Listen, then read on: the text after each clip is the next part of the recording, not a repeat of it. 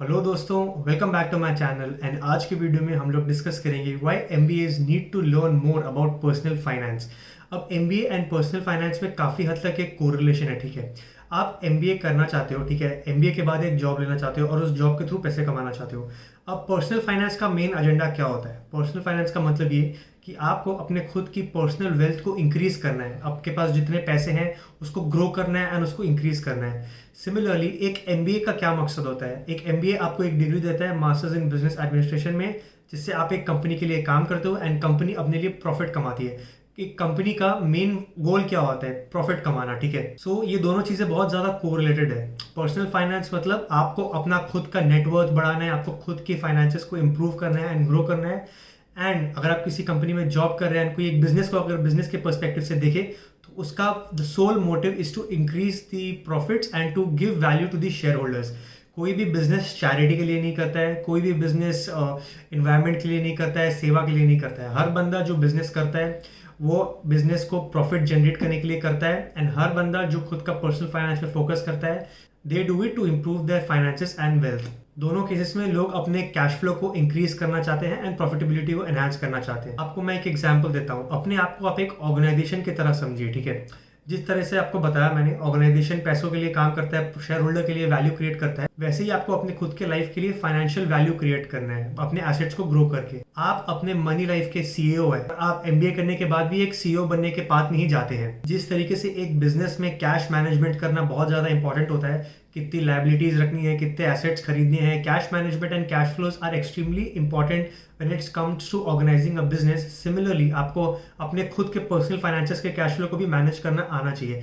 ऐसा नहीं होना चाहिए कि आप डेट पे डेट लिए जा रहे हैं एंड आप आपको अपने फाइनेंसों को ग्रो करने का मौका नहीं दे रहे हैं, अपनी प्रॉफिटेबिलिटी पे काम नहीं कर रहे हैं। दोनों केसेस में मनी मैनेजमेंट का रोल एक्सट्रीमली क्रिटिकल है। अगर आप अपने लिए पैसों से पैसा बनाना सीख लेते हो, then that is the biggest strength that you can give to yourself and to the generation that is going to come after you as well. And after that you are going to be unstoppable. Hence it is extremely important to learn about personal finance also as budding managers and as budding MBA students and MBA professionals. सबसे पहले हम बात करते हैं with regards to common sense in personal finance, ठीक है। वो बोला जाता है ना, एक कहावत है कि common sense is not so common। जी हाँ, पर्सनल फाइनेंस के केस में भी यही एक चीज़ है, यही एक फैक्टर है, ठीक है। एंड बिजनेस के केस में भी ये एक फैक्टर होता है।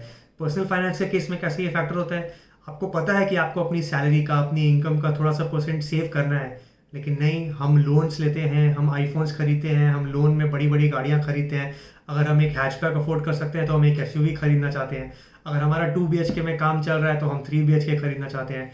लाविश डेस्टिनेशन वेडिंग्स करना चाहते हैं, माइंडलेसली क्रेडिट कार्ड स्वाइप करना चाहते हैं। जबकि कॉमन सेंस यही बोलता है कि अपने पैसों को सेव करके रखिए, अपने पैसों को जुडिशियसली यूज करें। लेकिन नहीं, आप सोशल मीडिया में देख के पैसे को खर्च करेंगे एंड अपने आप को अननेसेसरी चीज़ों को लेकर, चीज़ों को खरीद के, मटेरियलिस्टिक चीज़ों को बाय करके अपने ऊपर फाइनेंशियल प्रेशर डालेंगे। बिजनेस में भी ऐसी बहुत सारी गलतियां लोग करते हैं। अगर कोई बिजनेस स्टार्ट करना चाहता है तो उनको बूटस्ट्रैप करना चाहिए। सबसे पहले 2-3 साल बिना मार्केट से पैसे उठाए काम करने की कोशिश करना चाहिए। लेकिन क्यों लोग क्या करते हैं आज के ज़माने में? वीसीज के पास जाते हैं, इन्वेस्टर्स के पास जाते हैं, पैसा उठाते हैं एंड पैसा उठाने के बाद वो कंपनी को ग्रोथ वाले पाथ में ले जाते हैं, कंपनी के प्रॉफिटेबिलिटी में फोकस नहीं करते हैं। They focus on increasing the valuations and the size of the company rather than focusing on profitability.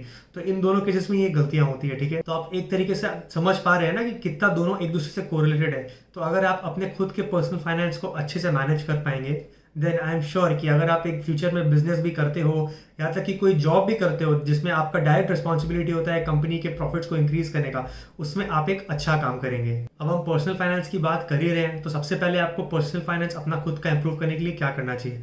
सबसे पहले तो आपको बजटिंग आनी चाहिए। आपको ये पता होना चाहिए कि आपको अपनी सैलरी का एक सर्टेन अमाउंट, सपोज मिनिमम 25% आपको सेव करना ही करना चाहिए फ्यूचर के लिए एंड उसको इन्वेस्ट करना चाहिए मल्टीपल डाइवर्सिफाइड एसेट्स में, जिससे कि वो ग्रो हो सके। आप एफडी, पीपीएफ नाम की फिक्स्ड इनकम में भी इन्वेस्ट कर सकते हैं and stock market and mutual funds में भी पैसा इन्वेस्ट कर सकते हैं, जिसमें आप इंडिया की ग्रोथ स्टोरी पे इन्वेस्ट कर रहे हो। आपको एडिशनल अपॉर्चुनिटीज खोजनी चाहिए कि आप ऐसे एडिशनल सोर्सेज ऑफ इनकम कैसे बना सके। बहुत ज़्यादा नहीं, अगर आप महीने के 4-5 हज़ार रुपये भी एक्स्ट्रा कमा पा रहे हो किसी एडिशनल सोर्स ऑफ इनकम से, then over a course of 4 to 5 years that amount can become quite significant and can really help you grow that into a bigger corpus of money. You should try to generate passive sources of income by investing in dividend-based stocks, by investing in high rental yield properties and commercial properties that will provide you regular passive income even when you are sleeping. And that, my friends, is a superpower. आप लोग सब जो भी मेरा video देख रहे हैं, आप लोग सब यंग है, मैं खुद अभी यंग हूँ, मैं खुद अभी ये सब चीज़ें सीख रहा हूँ. मैं ये वीडियोस बनाते बनाते ही सीखना चाहता हूँ और खुद सीख के आपको भी सिखाना चाहता हूँ कि ये कैसे करते हैं, ठीक है. इसलिए मैं आपको रिक्वेस्ट करूंगा कि आप YouTube में जाइए, बहुत सारे ऐसे क्रिएटर्स हैं जो फ्री में नॉलेज बांट रहे हैं. उस नॉलेज को अब्जॉर्ब करने की कोशिश करिए and try to inculcate them in your life. And I'm sure that if you're able to do justice to your personal finance, you will be able to do sufficient justice to your job and your business as well. I hope that you like today's video. मेरे channel को like करें and subscribe करें and stay tuned for more videos like these.